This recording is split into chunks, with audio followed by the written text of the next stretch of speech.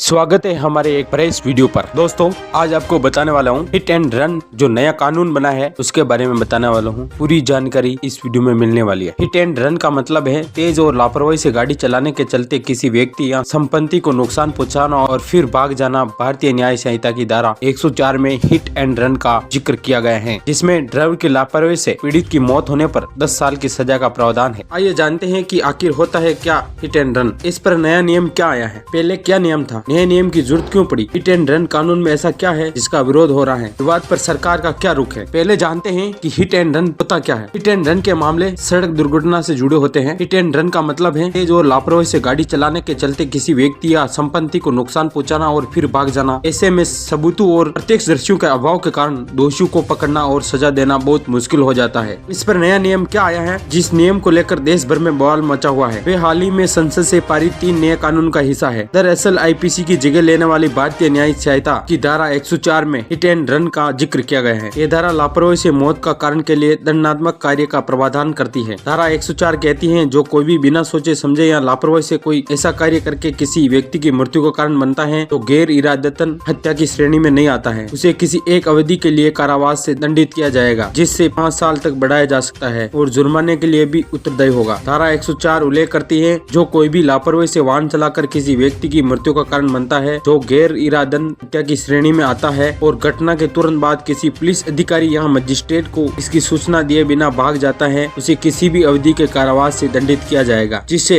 10 साल तक बढ़ाया जा सकता है और जुर्माना भी देना होगा। आंकड़े क्या कहते हैं? सड़क परिवहन मंत्रालय के आंकड़ों के अनुसार ये चौंकाने वाली बात है कि देश में सड़क दुर्घटनाओं में हिट एंड रन के मामले लगातार बढ़ रहे हैं। 2020 में कुल 52,449 हिट एंड रन के मामले सामने आए हैं, जिसमें 23,149 लोगों की जान चली गई है। वही 2021 में ये आंकड़ा बढ़ा और इस साल ऐसी 57,415 घटनाएं हुई, जिसमें 25,938 लोगों को अपनी जान से हाथ धोना पड़ा। तो विरोध किस बात का हो रहा है? नए नियम आने से ड्राइवरों में इस बात का डर है कि ये उनके खिलाफ बनाया गया है। यदि नियम के अनुसार वो घायल की मदद करने जाते हैं, ऐसे में उन्हें भीड़ के गुस्से का सामना करना पड़ सकता